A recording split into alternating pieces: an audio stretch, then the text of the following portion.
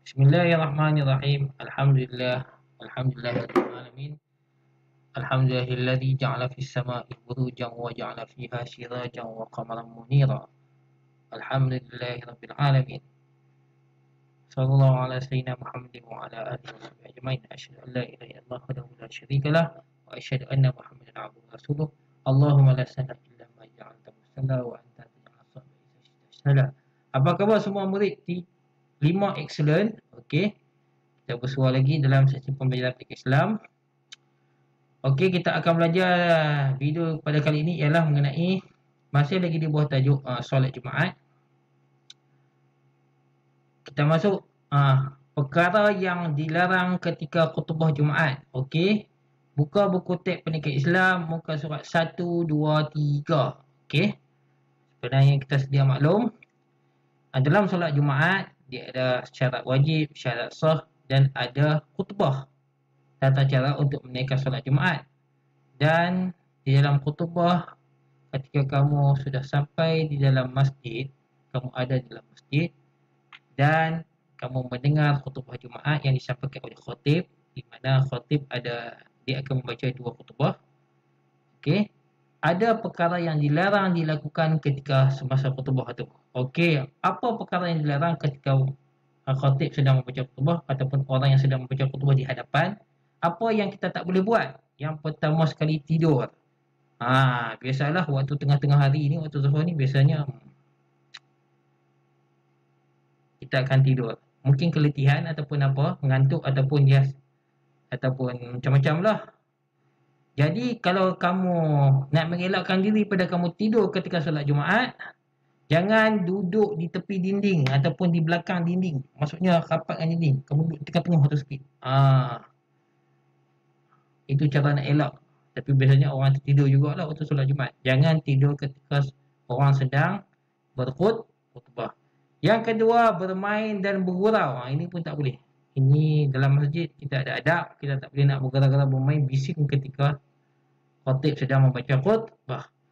Yang ketiga, bermain telefon. Ini pun tak boleh. Sebab bila kita main telefon, kita tak fokus, kita tak tumpu perhatian ketika khatib sedang membaca khutbah. Jadi, sedangkan bila khatib sedang dia membaca khutbah, ada perkara yang perlu kita dengar dan ambil perhatian. Jadi, kalau kita main telefon, kita tak fokus lah, tak tumpu pada apa yang dibaca oleh khatib. Tak boleh. Walaupun kita nak pergi masjid, kita sama sekarang ni kita perlu scan MySejahtera sebelum masuk masjid kan. Jadi kita kena buat telefon. Jadi kalau boleh kita off telefon ataupun silent, tutup telefon tu. Bila masuk dalam masjid. Ni kadang-kadang dia tak off silent. Kadang-kadang orang waktu tu telefon lah, bunyi macam-macam lah. Bunyi orang telefon lah. Dengar khatib sedang baca khutbah, bunyi telefon. Kalau boleh kita silent terus. Supaya dia tak mengganggu kita sedang baca, kita dengar khutbah tu. Okey? Yang keempat, bercakap-cakap dengan kawan sebelah, tak boleh. Kita kena diam. Supaya kita dapat fokus kepada apa yang dibacakan oleh khatib ketika sedang membaca khutbah. Okey, ini perkara yang dilarang ketika sedang membaca khutbah. Okey, kita nak masuk pula hikmah solat Jumaat. Murid-murid banyak hikmah solat Jumaat antaranya. Hikmah ni apa? Hikmah ni sebab. Kenapa Allah syariatkan kepada kita untuk solat Jumaat, terutamanya lelaki? Okey. Mesti ada sebab. Sebab yang pertama, melatih diri menjadi hamba yang taat kepada perintah Allah Subhanahu Wa Taala. Maksudnya Allah nak uji kita ni taat ke tak? Jadi apa yang Allah suruh buat, kita kena buat. Jadi kalau kita berjaya buat apa yang Allah suruh, maksudnya kita taat, kita patuh kepada perintah Allah. Kita dikira kita berjaya. Yang kedua, merapatkan ukhuwah dan membentuk perasaan kasih sayang. Sebab apa? Bila kita pergi solat Jumaat, bukan kita saja yang pergi solat Jumaat di masjid tu, ramai lagi yang pergi solat Jumaat. Jadi bila kita pergi sana, boleh mengeratkan tali silaturahim. Kita akan berjumpa dengan ramai orang lah bila kita pergi solat Jumaat tu. Dan memupuk sikap kasih sayang, hormat menghormati di antara satu sama lain. Yang ketiga, mendengar nasihat, teguran dan bimbingan dan pedoman daripada khutbah. Okey, dalam khutbah yang disampaikan oleh khatib, banyak pengajaran yang boleh kita ambil perhatian. Kadang-kadang dalam khutbah tu dia daripada kita nasihat, bimbingan, teguran. Jadi kita boleh ambil perhatian dan boleh kita jadikan sebagai pedoman dalam hidup kita. Okay. Yang keempat, mendapat pahala dan ganjaran yang besar. Solat Jumaat ni kita akan mendapat pahala dan ganjaran yang besar di sisi Allah Subhanahu wa taala. Yang kelima, melatih diri melakukan perkara yang baik secara berjemaah. Maksudnya bila kita pergi solat Jumaat, dia akan melatih kita buat benda baik secara berjemaah, secara beramai-ramai. Sebab apa? Sebab solat Jumaat ni kita kena lakukan secara berjemaah. Tak sah kita solat Jumaat seorang diri, mesti kena berjemaah ramai-ramai baru sah. Dan yang keenam, lambang perpaduan dan kekuatan umat Islam. Jadi umat Islam ni, bila kita pergi solat Jumaat, kita akan lihat persepakatan di antara umat Islam sangat kuat, sangat hebat. Ini akan membuktikan bahawa umat Islam hebat. Sebab apa? Kalau buat amalan baik, ibadat, ramai-ramai pergi buat semua patuh. Itu menunjukkan bahawa umat Islam ni hebat dan sangat kuat. Okey, setelah siap yang ini, okey, kita terus pergi kepada modul yang saya bagi kepada kamu. Okey. Tajuk ini sudah habis. Okey, kita masuk kepada modul. Sila buka modul yang telah diberikan kepada kamu. Sila buka modul di muka surat 10. Okey. Buka di muka surat 10. Okey. Pelajaran kita teruskan untuk solat Jumaat. Murid dikehendaki melengkapkan peta IT yang diberikan berkaitan perkara-perkara sunat sebelum solat Jumaat dan perkara-perkara yang dilarang di dalam solat Jumaat. Murid boleh merujuk buku teks Pendidikan Islam muka surat 121 bagi mendapatkan maklumat berkaitan tajuk ini. Okey, rujuk muka surat 121. 121 di mana? 121 yang ini. Okey. Solat Jumaat. Perkara sunat sebelum solat Jumaat. Apakah perkara sunat sebelum solat Jumaat? Boleh rujuk di sini. Ni di sini. Ini untuk jawapan ni. Untuk jawapan ni, yang atas ni kamu kena rujuk buku teks muka surat 122. Bukan 121, 122. Untuk yang di atas ni. Untuk nak jawab soalan ini. Okey. Jadi jawab di sini ada 6 perkara yang ada 6 tempat kosong. Jadi tuliskan 6 perkara yang sunat dilakukan sebelum Jumaat. Di sini ada 9, dia nak 6 saja. Kamu boleh pilih mana-mana di antara 9 ni. Bagi cukupkan 6 tempat kosong. Boleh pilih mana-mana.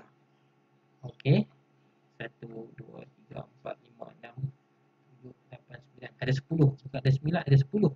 Tapi jawapan nak ada 6 saja. Boleh pilih mana-mana. Isikan, penuhkan tempat kosong di sini. Boleh pilih antara ni. Ada 10 ni, boleh pilih mana-mana saja untuk bahagian amalan sunat sebelum solat Jumaat. Okey, selepas itu kita masuk pula perkara yang dilarang ketika solat Jumaat. Untuk ini muka surat 1, 2, 3. Muka surat 1, 2, 3 ni ada jawapan dia. Okey. Ada 4. Dalam buku teks pun ada 4. Jadi penuhkan isi kosong ini. Yang pertama, yang kedua, yang ketiga, yang keempat. Tulis di sini 1, 2, 3, 4. Jadi untuk soalan ini, untuk nak melengkap ni dua-dua ni, kamu kena rujuk buku teks muka surat 122 dan 123. Okey. Bukan 121. Minta perbetulkan ni. Silap bukan 121. Tapi 122 dan 123. Atas ni 122, bawah ni 123. Muka surat. Okey. Atas ni muka surat 122, yang bawah ni muka surat 123. Okey. Minta perbetulkan, kamu perbetulkan di sini. Kadang-kadang ada silapan tu biasalah. Okey. Selepas itu, setelah siap modul muka surat 10, kamu buat pula muka surat yang ke sebelah. Modul muka surat yang sebelah. Okey. Murid dikehendaki melengkapkan peta item yang diberikan di bawah ini berkaitan hikmah solat Jumaat. Murid boleh merujuk buku teks Pendidikan Islam muka surat 121 bagi mendapatkan maklumat berkaitan tajuk ini. Hikmah solat Jumaat. Okey, hikmah solat Jumaat. Hikmah solat Jumaat ada di sini, di bawah ni. Kita belajar tadi. 1, 2, 3. Ini pun ada kesilapan. Minta perbetulkan kat sini. Minta kamu betulkan bukan muka surat 1, 2, 1 tapi 1, 2, 3. Perbetulkan kat sini. Dengan di bawah ni. Betul kat sini ya. 1, 2, 3. Bukan 1, 2, 1. Okey. Di sini ada 6. Hikmah solat Jumaat ruang tempat kosong 1, 2, 3, 4, 5, 6. Di dalam buku teks pun ada 6. Jadi lengkapkan semua petak tempat kosong tu. Kamu tulis ikut dalam 1, 2, 3, 4, 5, 6. Penuhkan. Okey. Penuhkan bagi lengkap. Okey. Yang penting ni kena perbetulkan ni. Ada kesilapan muka surat yang ni. Muka surat 1, 2, 3.